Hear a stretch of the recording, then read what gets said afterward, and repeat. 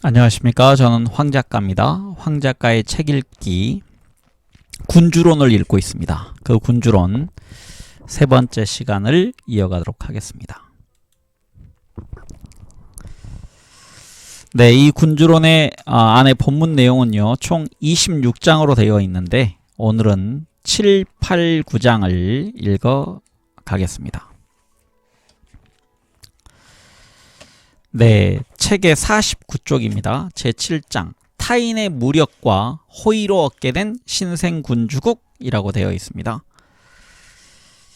그리고 소제목은요, 경험 없는 지배자가 겪는 어려움이라고 되어 있습니다. 일개 평민에서 다만 운이 좋아서 군주가 된 이는 그 지위에 쉽게 오른 셈이지만 그 지위를 유지하는 데에는 많은 어려움을 겪습니다.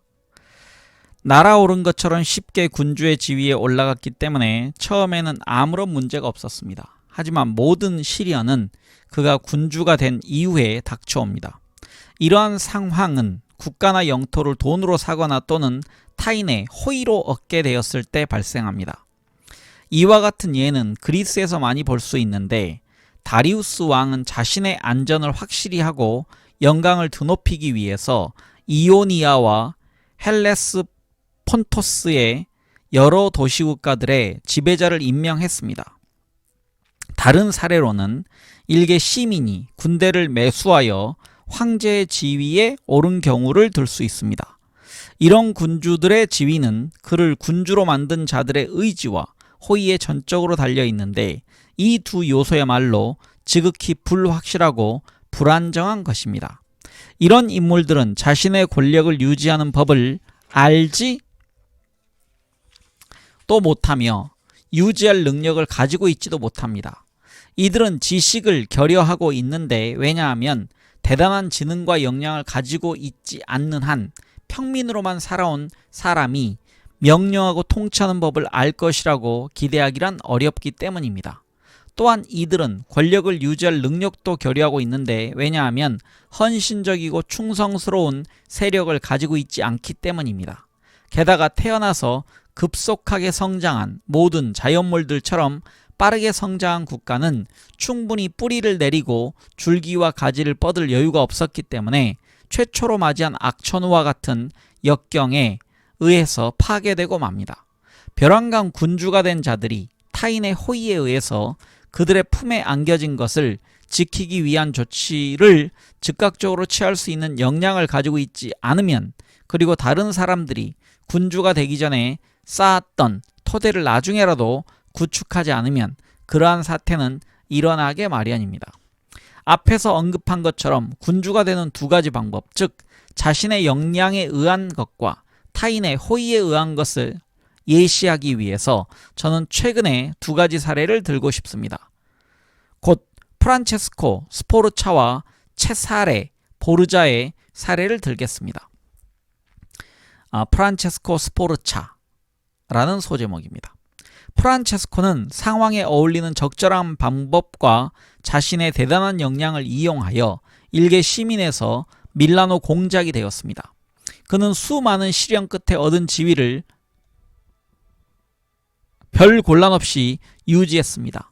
반면에 흔히 발렌티노 공작이라고 부르는 체사레 보르자는 그 지위를 부친의 호의를 통해서 얻었으나 그것이 다하자 그 지위를 잃고 말았습니다.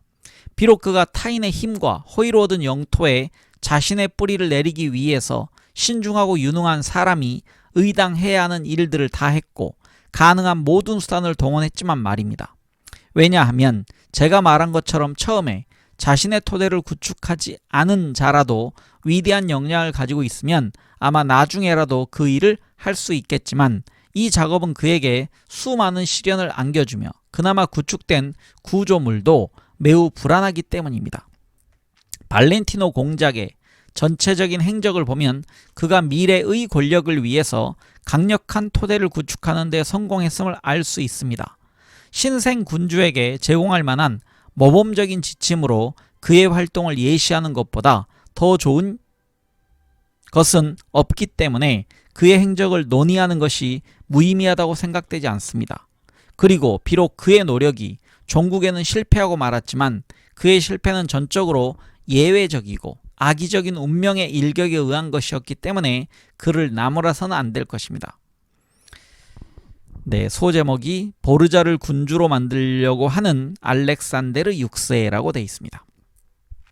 알렉산데르 6세는 아들인 발렌티노 공작을 위대한 인물로 키우려고 시도하면서 당시에는 물론 장래에도 많은 어려움을 겪어야 했습니다.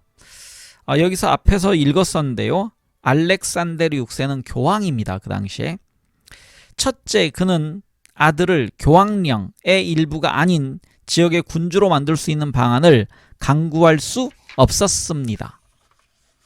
그렇다고 만약 그가 교황령의 일부를 취해서 아들에게 주려고 한다면 밀라노 공작과 베네치아인들이 이를 용납하려고 하지 않았을 것임을 알고 있었습니다.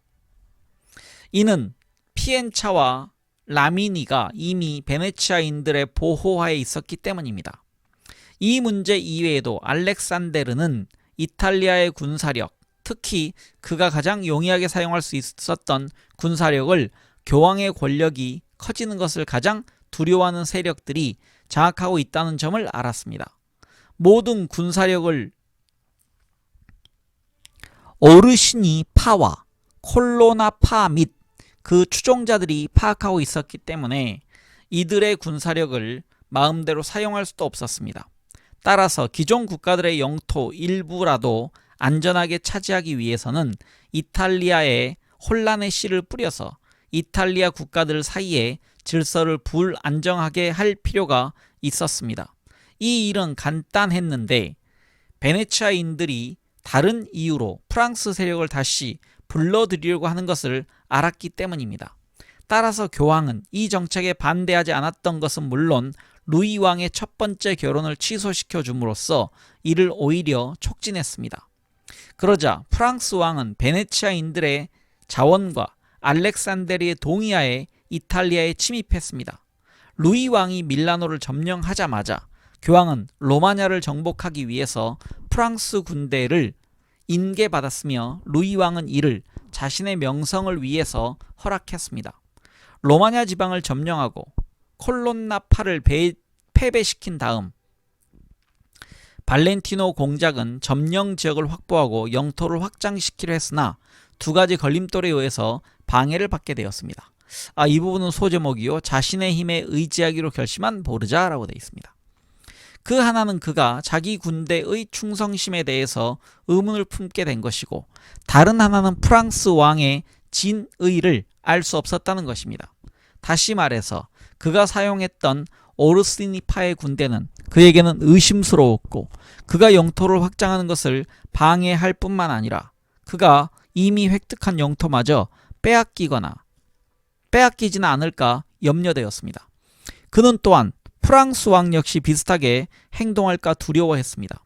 공작은 오르시니파 군대의 충성심에 대한 심증을 피엔차를 점령한 후에 볼로냐를 진격했을 때 군대가 마지못해 공격하는 것을 보면서 굳혔습니다.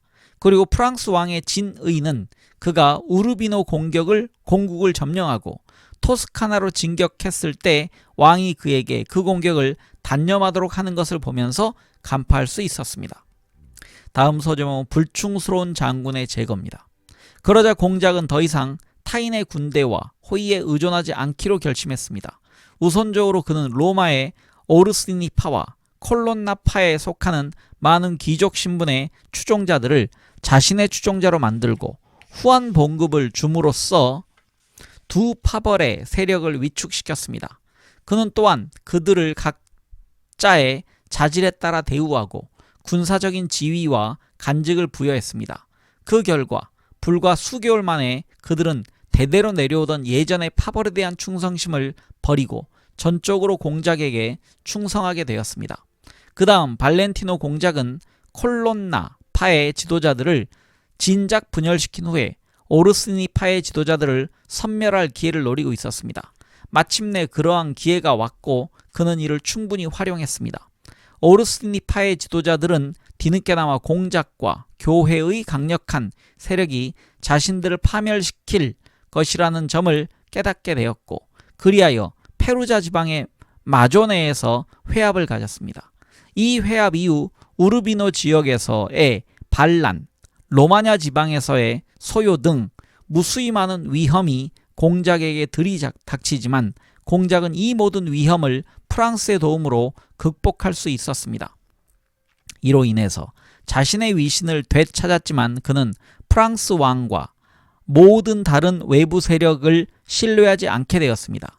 외부 세력에게 의존하는 위험을 피하기 위해서 그는 이제 속임수를 쓰기 시작했습니다. 그는 아주 교묘하게 자신의 진심을 숨기고 파울로 영주를 통해서 오르스니파의 지도자들과 화해했습니다. 공작은 파울로를 안심시키려고 매우 정중하고 관대하게 대접하면서 돈, 화려한 옷, 말을 주는 등 갖은 애를 다 썼습니다. 순진하게 이를 믿고 그들은 시니갈리아에 와서 공작의 수중에 들어왔습니다. 그 지도자들을 죽이고 그 추종자들을 포섭함으로써 공작은 매우 확고한 권력 기반을 마련하게 되었습니다. 왜냐하면 그는 우르비노 공국과 더불어 로마냐의 전 지역을 장악했고 특히 로마냐 주민들이 그의 지배하에서 번영을 누리기 시작하자 민심이 그를 지지하게 되었다고 생각했기 때문입니다. 소제목 로마냐의 평화, 레미로 데 오르코라고 되어 있습니다. 그가 이 지역에서 시행한 정책은 알릴만 하고 다른 사람들이 모방할 가치가 있기 때문에 저는 이에 대한 논의를 생략할 수 없습니다.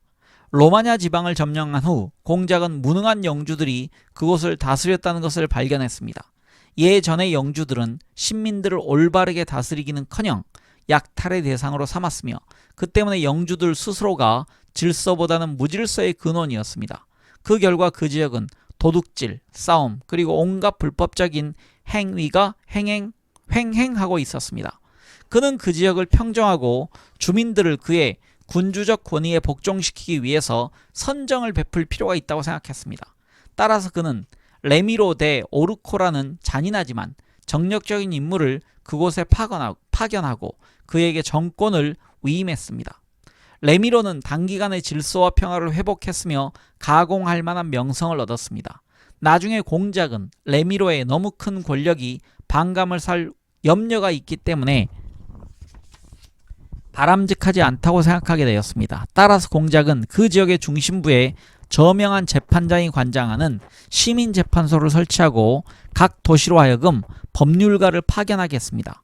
그동안 취해온 엄격한 조치로 인해서 공작 자신이 인민들의 미움을 사고 있다고 판단했기 때문에 이러한 반감을 무마시키고 인민들의 환심을 사기 위해서 이제껏 행해진 잔인한 조치는 모두 그가 시킨 일이 아니라 그의 대리인의 잔인한 성격에서 비롯된 것이라는 점을 보여주고자 했던 것입니다. 그리하여 적절한 기회를 포착하여 어느 날 아침 공작은 두 토막이 난 레미로의 시체를 형을 집행한 나무 토막 및 피 묻은 칼과 함께 체세나 광장에 전시했습니다. 이 참혹한 광경을 본 인민들은 한편 만족을 느끼면서 경악을 금치 못했습니다. 소제목 체사로 보르자와 프랑스의 왕입니다. 다시 본론으로 들어가 봅시다. 이리하여 공작은 자신의 군대를 거느리게 되었고 자신을 위협할 수 있는 주변 세력을 대부분 격파했기 때문에 대단히 강력해졌으며 기존의 위험에 대해서 상당한 안정을 확보하게 되었습니다. 그러나 그는 더 많은 영토를 병합하려고 했기 때문에 프랑스 왕에 대해서 매우 신중한 태도를 유지했습니다. 공작은 프랑스 왕이 자신의 실책을 뒤늦게 깨닫고 이 계획을 용납하지 않으려고 할 것이라는 점을 인식했기 때문입니다. 따라서 공작은 새로운 동맹을 찾기 시작했고 가에타를 포위 중인 스페인 군대를 향해서 프랑스인들이 나폴리 왕국에서 군사행동을 벌이고 있을 때 프랑스 왕에 대해서 미봉책을 쓰기 시작했습니다. 그의 의도는 프랑스인들을 안심시키는 것이었기 때문입니다. 만약 교황 알렉산데르가 죽지 않았더라면 그는 조만간 성공했을 것입니다. 이러한 정책이 그가 당면 상황에 대해서 취한 조치였습니다. 자, 소제목 미래에 대한 보르자의 대비책입니다. 그런데 미래에 대한 보르자의 주된 두려움은 새 교황이 즉위하면 그에게 적대적이어서 교황 알렉산데르가 그에게 주었던 것을 빼앗으려고 하지 않을까 하는 의구심이었습니다. 따라서 그는 4가지 조치를 취함으로써 이러한 가능성으로부터 자신을 보호하려고 했습니다. 첫째, 그가 빼앗은 영토의 지배자들의 혈통을 단절시켜 새로운 교황이 그들에게 권력을 되돌려줄 수 있는 기회 자체를 미연에 방지했습니다. 둘째, 이전에 이미 말한 것처럼 로마의 귀족들을 모두 자기 편으로 끌어들인 다음 그들을 활용하여 새로운 교황을 견제하는 것이었습니다. 셋째, 가능한 한 추기경 회의단이 자신에게 호감을 가지도록 유도하는 것이었습니다. 넷째, 교황이 죽기 전에 자신의 권력을 크게 확장하여 공격을 받더라도 외부의 도움 없이 자신의 힘으로 물리칠 수 있도록 대비하는 것이었습니다. 이 4가지 목표들 가운데서 3가지를 그는 알렉산데르가 죽을 무렵에 성취했으며 넷째 목표도 거의 달성되어 가고 있었습니다. 왜냐하면 그는 영토를 빼앗긴 지배자들의 많은 가족들을 가능한 한 살해했고 단지 소수만이 화를 모면하는 데에 불과했으며 로마 귀족과 대부분의 추기경들을 자기 편으로 끌어들였기 때문입니다. 새로운 영토를 점령하는 일에 관해서 그는 토스카나 지방의 패자가 되려는 계획을 세웠고 이미 페루자와 피옴비노를 장악했으며 피사는 그의 보호하에 있었던 것입니다. 게다가 그는 프랑스 세력에 대해서 더 이상 두려워할 필요가 없었기 때문에 실로 프랑스가 스페인에게 나폴리 왕국을 빼앗기게 되자 적대 관계에 놓인 두 강대국은 서로 공작과 동맹을 맺으려고 추파를 던져야 할 지경에 이르렀습니다. 피사를 급습할 수도 있었습니다.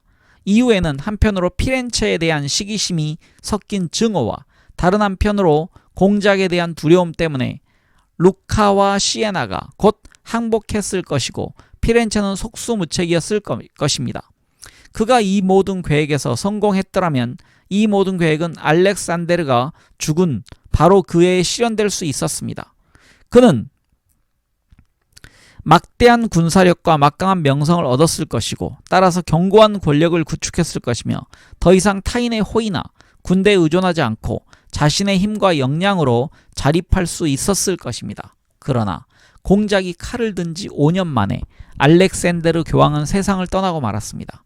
그는 단지 로마냐 지방만 확고하게 장악하고 있었을 뿐이고 나머지 영토는 강력한 두 적대 세력 사이에서 허공에 뜨고 말았습니다. 여기 소제목은 많은 것을 예견했지만 모든 것을 예견하지는 못했던 공작이라고 되어 있습니다. 그는 심지어 크게 알아눕게 되었습니다. 그러나 공작은 불굴의 정신과 탁월한 역량이 있었고 사람들을 자기 편으로 끌어들이거나 그렇지 않으면 파멸시켜야 한다는 것을 확고하게 이해하고 있었습니다. 단기간이지만 권력의 견고한 토대를 성공적으로 구축했기 때문에 강력한 군사력과 맞서지 않았더라면 또는 건강히 양호했더라면 이 모든 난관을 극복할 수 있었을 것입니다. 그의 권력의 토대가 견고했다는 점은 다음 사실에서 알 수 있습니다. 로마냐의 인민들은 한 달 이상이나 그를 기다렸습니다. 로마에서는 그가 거의 반죽음의 상태였는데도 안전했습니다. 게다가 발리오니파, 비텔리파, 오르스나파의 지도자들이 로마에 왔지만 그에 대한 어떠한 반란도 선동할 수 없었습니다. 더욱이 그는 비록 자신이 원하는 추기경을 교황으로 선출되도록 할 수는 없었지만 적어도 그가 반대하는 사람이 선출되는 일만은 막을 수 있었습니다.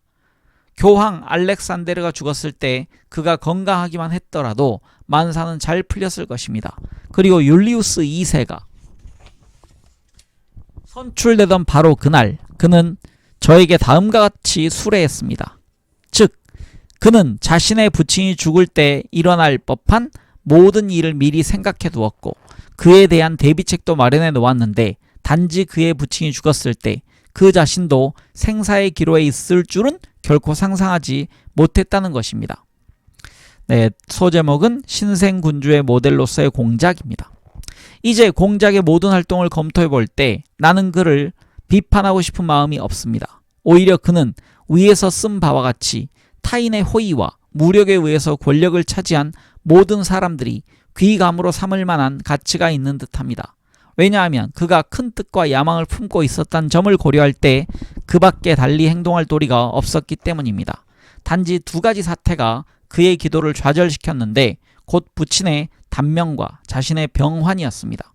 따라서 신생 군주국에서 다음과 같은 조치가 필요하다고 생각하는 군주는 다른 누구보다도 공작의 행적에서 그 생생한 모범을 찾을 수 있을 것입니다. 즉, 적에게 효과적으로 대처하는 것, 동맹을 맺는 것, 무력이나 기만으로 정복하는 것, 인민들로부터 충성과 공포심을 확보하는 것, 군대로부터 복종과 존경을 확보하는 것, 당신에게 해를 가하거나 가할 수 있는 자들을 무력화시키거나 말살하는 것, 낡은 제도를 새로운 제도로 개혁하는 것, 엄격하면서도 친절하고 고결하면서도 관대하게 처세하는 것, 불충한 군대를 해체하고 새로운 군대를 조직하는 것, 그리고 왕이나 다른 지배자들과 동맹을 맺어 그들이 기꺼이 전하에게 호의를 베풀게 하거나 피해를 입히는 것을 주저하게 만드는 재주를 공작으로부터 배워야 할 것입니다.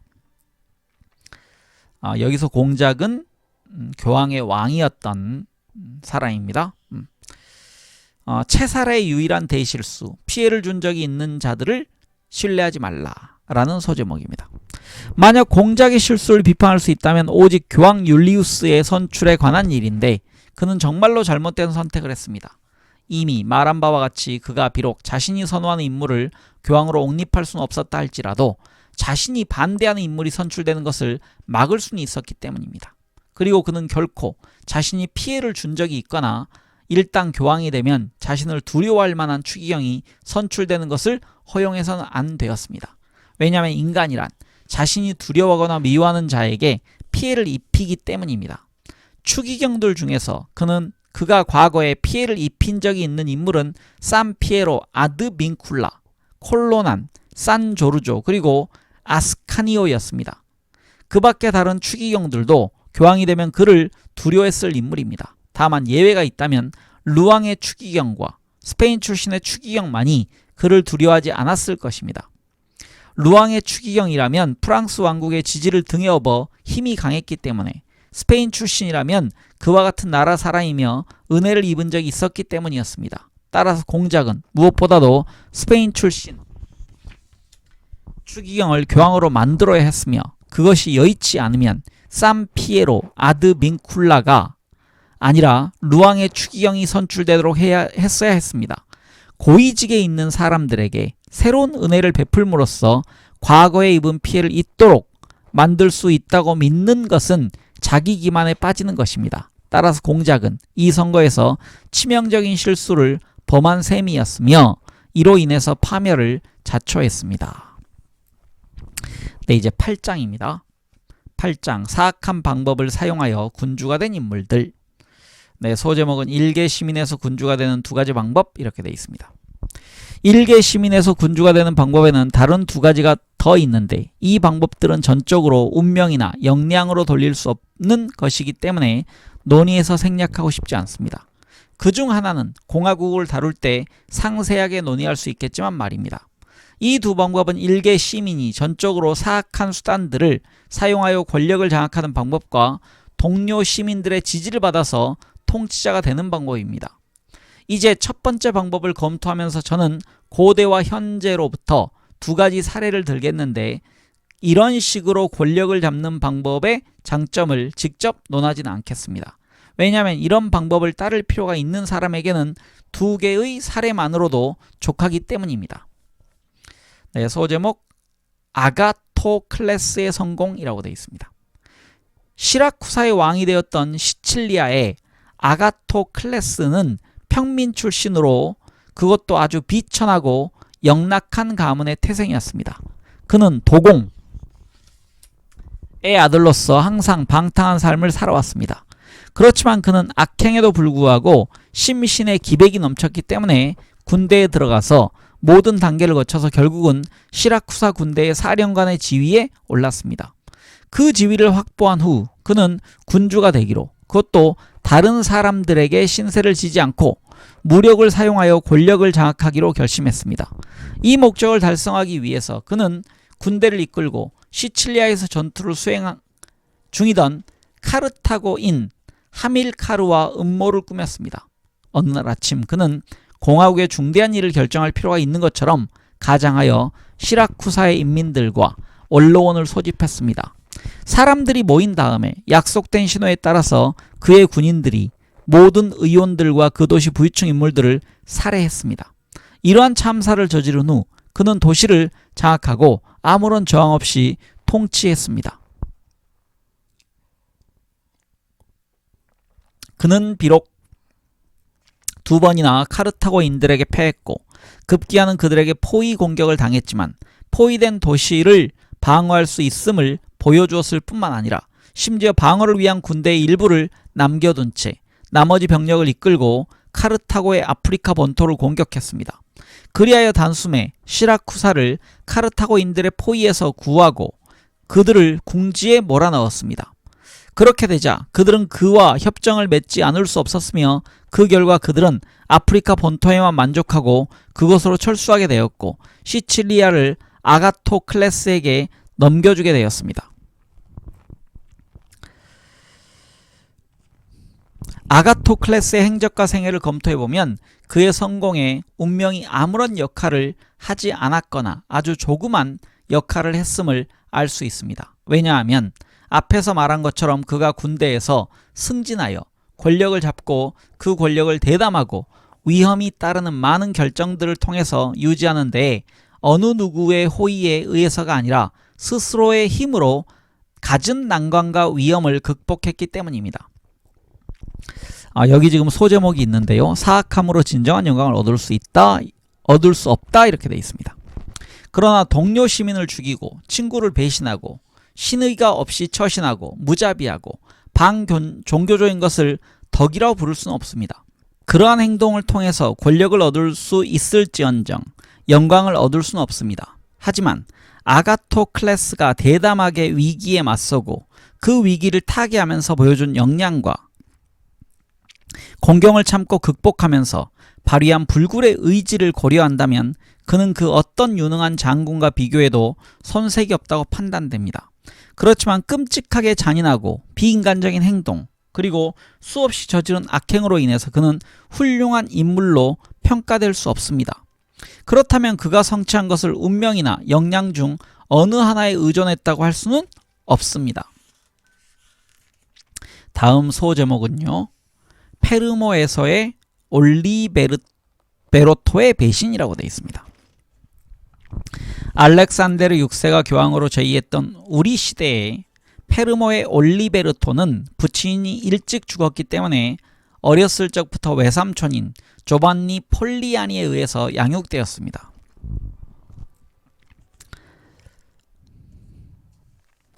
청년 시절에 그는 군무를 익혀 출세할 목적으로 파올로 비텔리에게 보내져 군사훈련을 받았습니다. 파올로가 처형되자 그는 파올로의 동생인 비텔로초 밑에서 훈련을 받았습니다. 그는 영리하고 심신의 활력이 넘쳐 단시일 내에 비텔로초가 통솔하는 군대의 지도자가 되었습니다. 그러나 그는 다른 사람의 휘하에 있는 것이 굴욕적이라고 생각했기 때문에 비텔로초의 지원과 조국의 자유보다 노예 상태를 원하는 페르모의 일부 시민들의 도움으로 페르모의 권력을 장악하기를 결심했습니다. 따라서 그는 숙부인 조반니 폴리아니에게 편지를 써서 오랫동안 고향으로부터 멀리 떨어져 살았기 때문에 돌아가서 숙부의 조국을 보고 싶으며 자신의 유산도 확인하고 싶다고 말했습니다. 이어서 그가 그동안 노력한 이유는 오직 명예를 얻어서 그의 동료 시민들에게 그가 허송세월을 하지 않았다는 것을 보여주는 것이기 때문에 명예로운 방법으로 곧 그의 친구들과 부하들 중에서 선발한 100명의 기병을 인솔하여 귀환하고 싶다고 말했습니다. 나아가서 그는 조반니에게 페르모의 시민들이 그를 적절한 예우로 영접하도록 주선해 줄 것을 간청했습니다. 그리고 그러한 절차는 단순히 그 자신뿐만 아니라 그를 사육한 조반니 자신에게도 명예로운 일이 될 것이라고 덧붙였습니다. 조반니는 자기 조카를 정성을 다하여 최대한 예우로 맞이했습니다. 그리고 조반니의 주선으로 시민들 역시 올리베르토를 정중하게 맞이했습니다.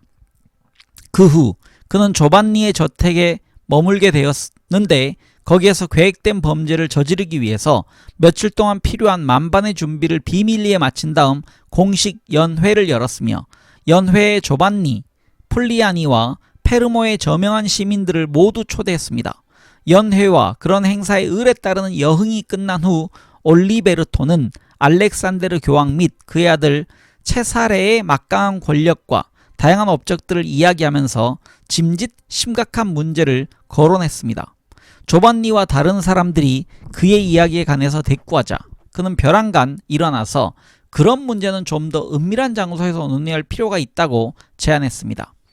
그러고 나서 그는 다른 별실로 들어갔고 조반니와 다른 사람들이 그의 뒤를 따랐습니다. 그들이 자리에 앉자마자 숨어있던 올리베르토의 병사들이 튀어나와 조반니와 다른 모든 사람들을 살해했습니다. 이러한 참사를 자행한 후 올리베르토는 말을 타고 돌아다니며 도시를 장악했고 주요 관리들의 집들을 포위했습니다. 그들은 너무나 겁에 질려서 그에게 복종하게 되었으며 그는 새로운 정부를 구성하고 그 스스로 군주가 되었습니다. 네, 소제목 올리베르토의 성공입니다. 자신을 가해할 만한 모든 저항 세력을 제거한 후 올리베르토는 새로운 민정과 군제를 통해서 권력을 확립했습니다. 그리고 권력을 잡은 지 1년 만에 페르모시에서 확고한 기반을 구축했을 뿐만 아니라 모든 인접 국가들에게 두려운 존재가 되었습니다. 위에서 쓴 바와 같이 오르시니파의 지도자들과 비텔리가 시니갈리아에서 사로잡혔을 때 올리베르토 역시 체사레, 보르자의 속임수에 빠지지 않았더라면 올리베르토를 축출하는 것은 아가토클레스를 축출하는 것만큼이나 어려웠을 것입니다. 하지만 외삼촌을 죽인 후 1년 만에 올리베르토 역시 그곳에서 체포되었으며 역량에 있어서든 악행에 있어서든 매사에 그의 선생이었던 비텔로초와 함께 교살당하고 말았습니다. 신중하게 저지른 잔인한 행위라는 소제목입니다. 아가토클레스나 그와 같은 다른 인물들이 수없이 많은 배신과 잔인한 일을 저지르면서 어떻게 해서 자신의 나라를 안전하게 오랫동안 통치하고 외적을 잘 방어함은 물론 시민들의 음모에도 걸려들지 않았는가에 대해서 의아스럽게 생각할 사람들이 의당 있을 법합니다. 왜냐하면 많은 다른 지배자들이 잔인한 짓을 저지른 경우에 언제나 불확실한 상황인 전시에는 말할 것도 없고 평시에도 자신의 권력을 유지할 수 없었기 때문입니다. 소제목 가해 행위는 단번에 시해 행위는 천천히. 저는 이러한 차이가 잔인한 조치들이 잘 이루어졌는가 또는 잘못 이루어졌는가에 따라서 좌우된다고 믿습니다. 그러한 조치들이 잘 이루어졌다는 것은 나쁜 일에도 잘 이라는 단어를 사용할 수 있다면 자신의 안전을 위해서 어쩔 수 없이 일거에 모두 저질러진 것을 말하며 연후에는 지속되지 않고 자신의 신민들에게 가능한 한 유익한 조치로 바뀐다는 것을 의미합니다. 잔인한 조치들이 잘못 이루어졌다는 것은 처음에는 빈도가 낮았으나 시간이 흐를수록 감소하기보다는 증가하는 경우에 해당합니다. 첫 번째 방법을 따르는 군주들은 아가토클레스가 그랬던 것처럼 신과 인간 앞에서 자신의 상황을 호전시킬 수 있는 몇몇 수단들을 발견할 수 있습니다. 그러나 두 번째 방법을 따르는 군주들은 자신들의 권력을 유지할 수 없습니다. 따라서 정복자는 국가 권력을 탈취한 후에 그가 저지를 필요가 있는 모든 가해 행위에 관해서 결정해야 하며 모든 가해 행위를 일거에 저질러서 매일 되풀이할 필요가 없도록 조치해야 한다는 점을 명심해야 합니다. 그렇게 하면 그는 절제를 통해서 민심을 수습하고 시혜를 베풀어 민심을 자기 편으로 끌어들일 수 있습니다. 소심하거나 판단력이 부족하기 때문에 그렇게 행동하지 않는 사람은 누구든지 손에 항상 칼을 쥐고 있어야 할 것입니다. 그는 결코 신민들을 믿고 의지할 수 없을 것입니다. 왜냐하면 지속적으로 저지르는 가해 행위로 인해서 신민들이 결코 그에게 안심할 수 없기 때문입니다. 가해 행위는 모두 일거에 저질러야 하며 그래야 그 맛을 덜 느끼기 때문에 반감과 분노를 작게 일으킵니다. 반면에 은혜는 조금씩 베풀어야만 하며 그래야 그 맛을 더 많이 느끼게 됩니다. 소제목 평온한 시절의 역경에 대비한다. 그리고 군주는 무엇보다도 그의 신민들과 함께 살아야 하며 그러면 좋건 나쁘건 우발적인 사태로 인해서 자신의 행위를 수정하지 않아도 될 것입니다. 왜냐하면 함께 살지 않으면 비상시에는 단호한 조치를 취할 시간적 여유를 가지지 못할 것이며 그런 상황에서는 군주가 베푼 어떤 은혜도 군주 자신에게 도움이 되지 않을 것이기 때문입니다. 그러한 은혜는 마지못해 베푼 것으로 받아들여지기 때문에 아무런 믿음도 얻지 못합니다. 네, 이 8장이 상당히 그 지루한 부분이라고 밑에 각주에 좀 나와 있었는데요. 남얘기처럼 들립니다. 제 9장으로 넘어가겠습니다. 시민형 군주국이라고 되어 있습니다. 소제목 시민형 군주의 출현입니다. 이제 군주가 되던 두 번째 유형, 곧 일개 시민이 사악한 방법이나 용납할 수 없는 폭력이 아니라 동료 시민의 호의에 의해서 군주가 되는 사례를 논의하겠습니다. 이러한 유형은 시민형 군주국이라고 할 수 있습니다. 시민형 군주의 지위에 오르기 위해서는 역량만이나 행운만이 필요한 것은 아니며 오히려 행운을 잘 이용하는 영리함이 필요합니다. 이러한 지위에 오르는 데에는 인민의 호의에 의한 방법과 귀족의 호의에 의한 방법이 있을 것입니다. 모든 도시에는 인민과 귀족의 두 계급이 있기 때문입니다. 이러한 상황을 한편으로 인민은 귀족에게 지배당하거나 억압당하는 것을 원하지 않기 때문에 다른 한편으로 귀족은 인민을 지배하고 억압하고자 하기 때문에 초래됩니다. 도시에 존재하는 상이한 이 두 가지 요인으로부터 세 가지 가능한 결과가 초래되는데 곧 군주정, 공하정, 그리고 무정부가 그것입니다. 네, 군주정은 영어로 principality라고 되어 있고요. 공하정은 republic, 그리고 무정부 상태는 아나키 이렇게 되어 있습니다. 인민이나 귀족이 군주를 옹립한다 라는 소제목입니다. 여기에서 말하는 군주정이란 인민이나 귀족 중 어느 일파가 행동할 기회를 장악함으로써 탄생하게 됩니다.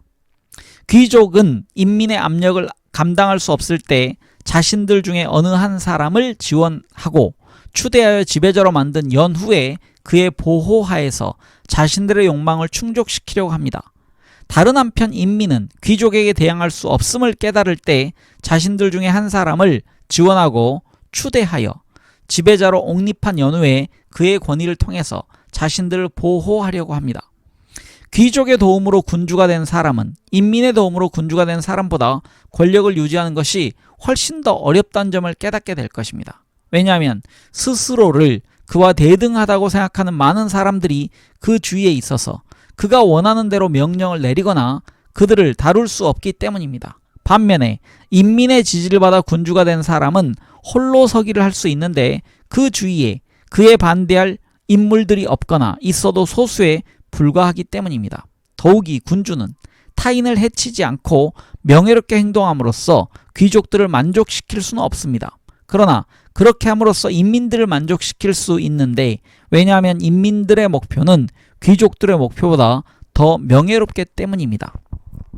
즉 귀족들은 단지 억압하고자 하는 데에 반해서 인민들은 단지 억압당하는 데에서 벗어나고자 하기 때문입니다. 게다가 군주는 적대적인 인민들로부터 자신을 결코 보호할 수 없는데 인민들은 우선 숫자가 많기 때문에 때문입니다. 다시 읽겠습니다. 인민들은 우선 숫자가 많기 때문입니다. 반면에 적대적인 귀족들로부터 자신을 보호하는 일은 그 숫자가 적기 때문에 어렵지 않습니다. 적대적인 인민들로부터 군주가 당할 수 있는 최악의 사태는 그들로부터 버림을 받는 것입니다. 그러나 적대적인 귀족들로부터는 버림을 받을 수 있다는 것을 염려해야 할 뿐만 아니라 그들이 군주에게 반역행위를 할 수 있다는 점을 경청해야 합니다. 귀족들은 성견지명이 있고 교활하기 때문에 자신들을 보호하기 위해서 항상 앞서서 행동하며 승산이 있는 자의 비위를 맞추려고 합니다. 그리고 군주는 늘 같은 인민들과 살아야 하지만 늘 같은 귀족들이 없더라도 살 수 있습니다. 왜냐하면 원할 때면 언제든지 그는 귀족들에게 자기를 줄 수 있고 빼앗을 수도 있으며 자신이 원하는 바에 따라서 그들에게 권세를 줄 수도 있고 빼앗을 수도 있기 때문입니다. 이 문제를 좀 더 분명히 하기 위해서는 소제목입니다. 군주가 귀족을 다루는 법이라고 되어 있습니다.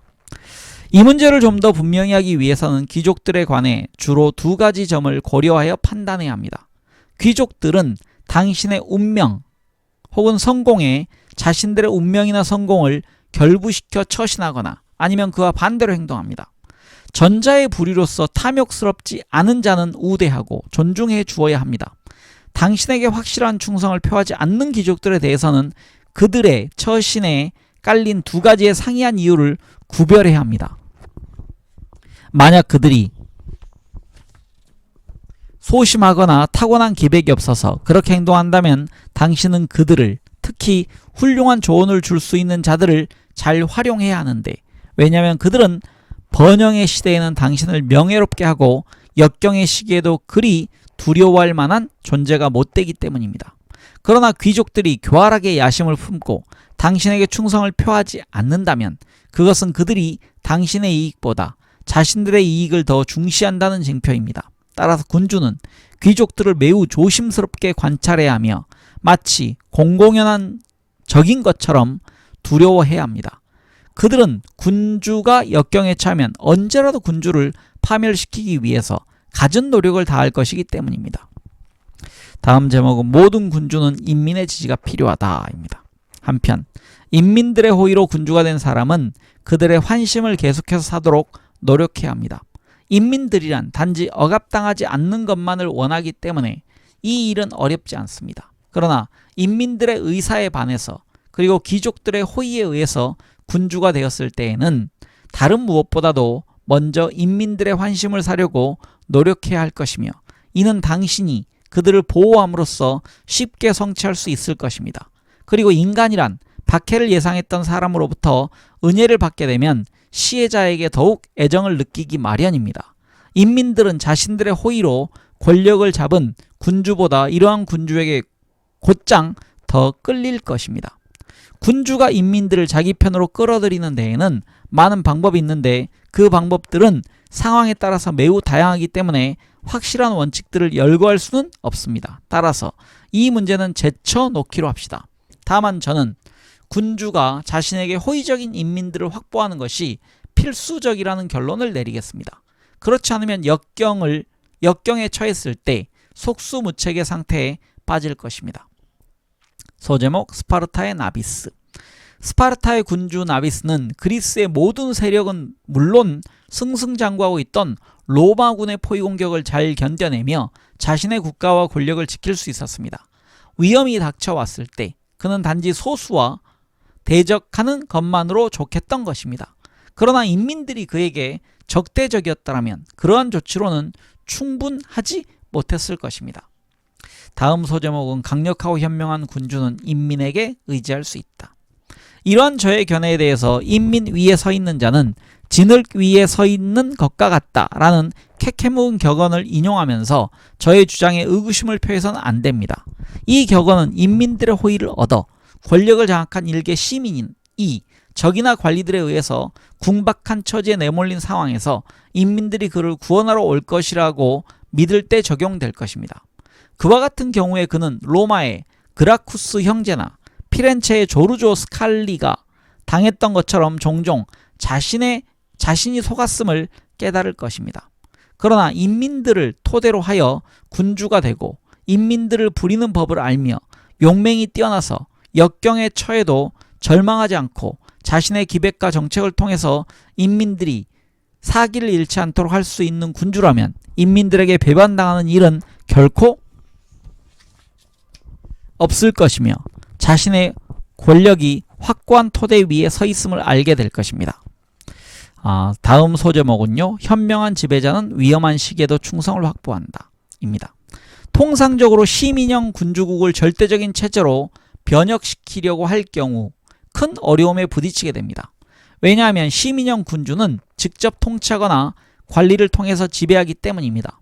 후자의 경우 군주의 지위는 자신의 관리로서 봉사하는 시민들의 선의에 전적으로 의존하게 됨으로써 약화되고 매우 위태로워질 것입니다. 특히 역경에 처할 때 인민들은 반란을 일으키거나 군주에 대한 복종을 거부함으로써 군주를 아주 쉽게 권좌해서 몰아낼 수 있을 것입니다.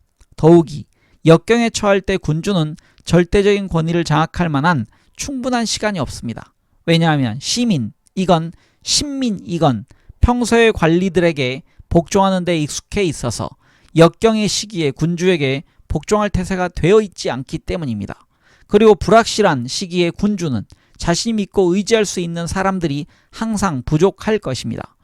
그러한 군주는 평화의 시기에 곧 시민들이 그의 정부를 필요로 했을 때 보여주었던 것에 의지할 수 없습니다.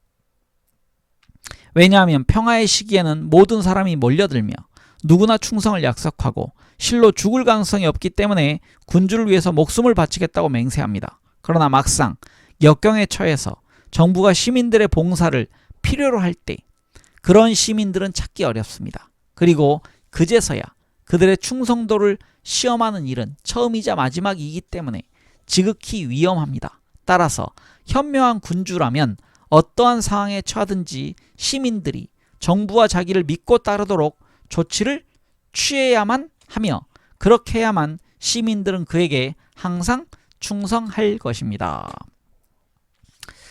네, 이렇게 9장까지 읽었습니다. 다음 10장은 다음 시간에 읽겠습니다. 군주국의 국력은 어떻게 측정되어야 하는가 라는 부분부터 읽겠습니다. 네, 함께 해주신 분들 감사드립니다. 편한 하루 보내십시오. 저는 황 작가였습니다.